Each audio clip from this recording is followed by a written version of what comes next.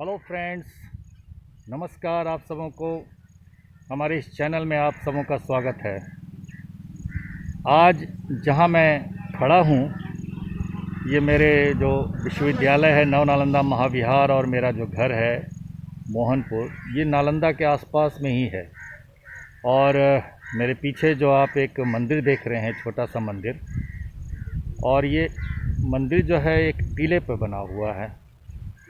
मैं आपको अभी इसके चारों ओर मैं आपको दिखाऊंगा। ये एक्चुअली ये स्थानीय लोग इसे रुक्मिणी स्थान के नाम से जानते हैं, और कुछ लोग महामाया देवी स्थान भी के नाम से जानते हैं। और ये रुक्मिणी स्थान के नाम से ज़्यादा इसको प्रसारित है ये। और ये जगदीशपुर गांव है बगल में ही। उसी जगदीशपुर गांव के पूर्वी छोर पे ये माउंड है। आइए मैं दिखाता हूँ। एक्चुअली मैं शॉर्ट में बताऊंगा कि इस माउंड को सबसे पहले अलेक्जेंडर कनिंघम ने इसे देखा था, और उन्होंने यहाँ पर जो मूर्ति देखी थी उसे तांत्रिक बुद्ध की मूर्ति उन्होंने बताया था। उसके बाद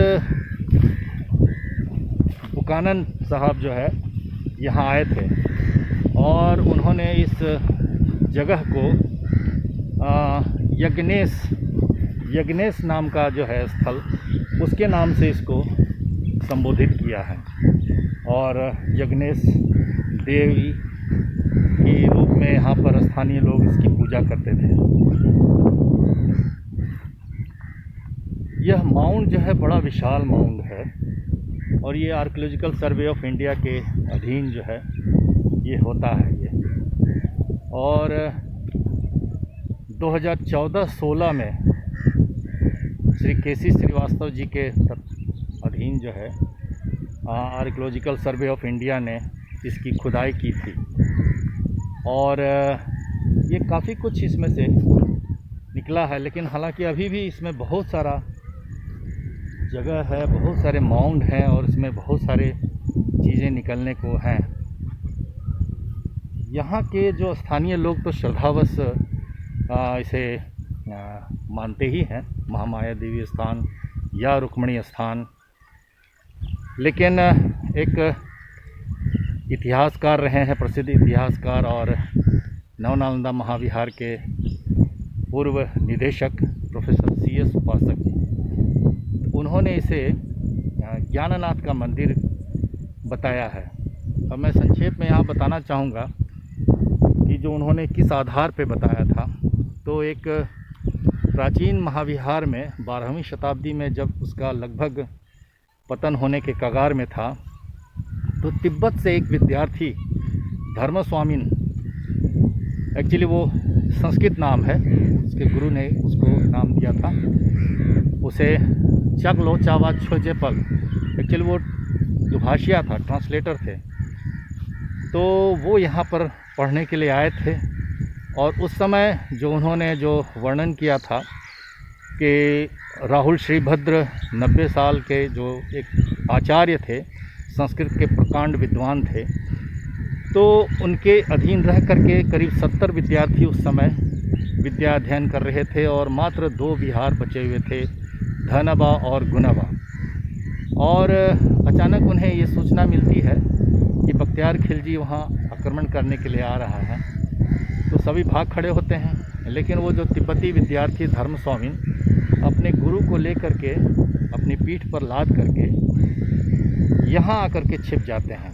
और उस समय जो है, जैसा धर्मस्वामी की जो बायोग्राफी है उसके आधार पर ये बताता है कि जो प्राचीन महाविहार, जो नालंदा महाविहार जो रुइंस अभी है, उसके 3 किलोमीटर दक्षिण पश्चिम दिशा में एक विहार रहा करता था, ज्ञाननाथ का मंदिर, और उसी मंदिर में वो आकर के दोनों छिप गए थे। हालांकि वो बख्तियार खिलजी अपनी सेना लेकर के यहाँ भी आया था, लेकिन वो नहीं खोज पाए उन्हें, और वे वापस चले जाते हैं। तो जो अभी जो दिशा जो बता रही है, वैसे तो नालंदा के आसपास बहुत सारे माउंड हैं, और लगभग सभी माउंड्स की खुदाई हो चुकी है। तो ये जो जगदीशपुर का जो माउंड है, तो मैं इसे दिखाना चाहूँगा कि काफ़ी विशाल है और इसकी भी खुदाई हो चुकी है। अंदर में बुद्ध की मूर्ति है, बुद्ध की एक विशाल मूर्ति है जिसके चारों ओर उनके जन्म से लेकर के महापरिनिर्वाण तक की कहानियाँ उसमें चित्रित हैं। और नीचे जो पेडेस्टल है, उस पेडेस्टल में मार, उनके आक्रमण और उनके पराजय की कहानियाँ उसमें बनी हुई हैं उसमें मूर्ति में। और इसमें कोई शक नहीं है कि ये पालकालीन बुद्ध की मूर्ति है, लेकिन लोग श्रद्धावश रुक्मिणी स्थान कहते हैं। और जब आसपास के गांव में किन्हीं के घरों में जब शादियां होती हैं तो वो यहाँ पर आशीर्वाद लेने के लिए आते हैं। तो जहाँ तक श्रद्धा की बात है, मैं भी श्रद्धा रखता हूँ, लेकिन एक प्राचीन इतिहास का विद्यार्थी होने के नाते जब तक कोई ऐतिहासिक या पुरातात्विक या फिर साहित्यिक कोई साक्ष्य नहीं मिलता है, तो इस हिसाब से रुक्मिणी स्थान मानना मुझे कोई उचित प्रतीत नहीं होता है। और जहाँ तक बायोग्राफी ऑफ धर्मस्वामिन का जो आधार बनता है, तो अभी तक तो यही होता है कि ये ज्ञाननाथ का मंदिर ही रहा होगा। तो आइए थोड़ा सा मंदिर के पास मैं चल करके दिखाता हूँ। पता नहीं मंदिर खुला है या नहीं है और हम अंदर जो है देख पाते हैं या नहीं, तो देखता हूँ। ये हमारा संयोग है कि यहाँ एक ड्यूटी में थे और जिनके पास इस मंदिर की गेट की चाबी थी, तो मैं इसे खोल लेता हूँ। भाफ हो रहा है ये इसमें काफ़ी, तो सौभाग्य था कि मूर्ति आप लोगों को दिखाने के लिए, ये आप देख सकते हैं काफ़ी करीब 7-8 फीट ऊंचा ये मूर्ति है और पालकालीन मूर्ति है। भूमि स्पर्श मुद्रा में है, ये स्पष्ट आप दिख रहा होगा। और इसके चारों ओर जो है ये यहाँ से लेके इसके चारों ओर बुद्ध के जीवन से संबंधित, जैसा कि मैंने बताया कि उनके जन्म से लेकर के महापरिनिर्वाण तक की जो कहानी है इसमें बना हुआ है, चित्रित है। और नीचे जो पेडेस्टल है, ये जो पेडेस्टल है, इसमें जो मार होते हैं ना, मार की जो आक्रमण है और उनके पराजय, उसके बारे में यहाँ पर वर्णन है। तो बड़ा ही अद्भुत, बड़ा ही सुंदर और बड़ा ही कलात्मक ये जो मूर्ति है। तो मैं तो जब भी आता हूँ, मेरे बगल में ही है, तो बड़ा ही अच्छा लगता, आनंद लगता है। मैं थोड़ा आशीर्वाद ले लूँ। तो फ्रेंड्स, बड़ा अच्छा हुआ कि ये जो देखने को यहाँ मिल गया है।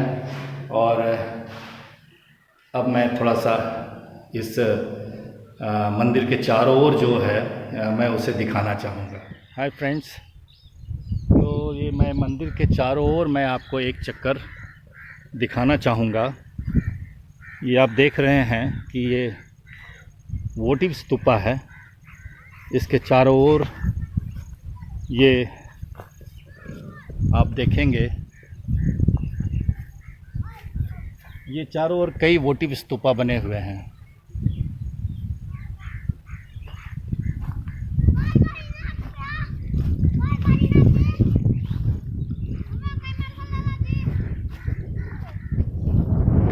इस मंदिर के चारों ओर ऐसे कई वोटिव स्तूपा बने हुए हैं। और इस तरफ कुछ कमरे भी बने हुए हैं। तो इससे ऐसा प्रतीत होता है कि ये एक छोटा सा विहार रहा होगा। और जैसा कि बायोग्राफी ऑफ धर्मस्वामिन में इसका वर्णन है, तो उस हिसाब से तो अभी तक फ़िलहाल ये ज्ञाननाथ का मंदिर ही लग रहा है। और ये देखिए यहाँ पर ये छोटे छोटे कमरे बने हुए हैं और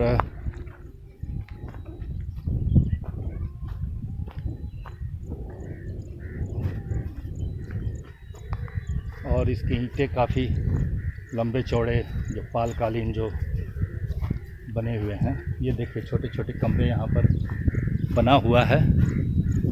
तो धन्यवाद मेरा वीडियो देखने के लिए, आप सबों को बहुत बहुत धन्यवाद। और मैं ज़्यादा डिटेल्स इसमें नहीं बता सकता, हालांकि इसकी कहानी जो बायोग्राफी ऑफ धर्मस्वामी में जो वर्णन है उसे मैं बता सकता था, लेकिन ये वीडियो काफ़ी बड़ा हो जाएगा और मुझे अपलोड करने में फिर मुश्किलें आएंगी। और एक छोटा सा और बता देता हूँ कि वहाँ देखिए उस तरफ एक छोटा सा घर आश्रम जैसा दिख रहा होगा। तो एक्चुअली वो एक संत भगवान दास करके एक साधु थे, ये उनका आश्रम है और मैं उनसे मिला हूँ लगभग 50 साल पहले। वो स्थानीय लोग गाँव में ये काफ़ी फेमस थे, प्रसिद्ध थे और काफ़ी यज्ञ वगैरह किया करते थे, हाथी पर चला करते थे।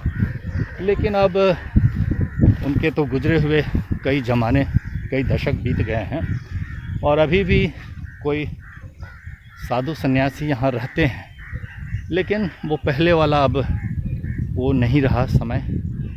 तो thank you so much watching my video. और अगर आपको अच्छा लगा हो तो प्लीज़ शेयर करें। अगर सब्सक्राइब आपने नहीं किया है तो प्लीज़ आप सब्सक्राइब करें और शेयर करें, लाइक करें। अगर कुछ पूछना हो तो आप कमेंट बॉक्स में आप पूछ सकते हैं। Thank you so much. जय हिंद, जय भारत।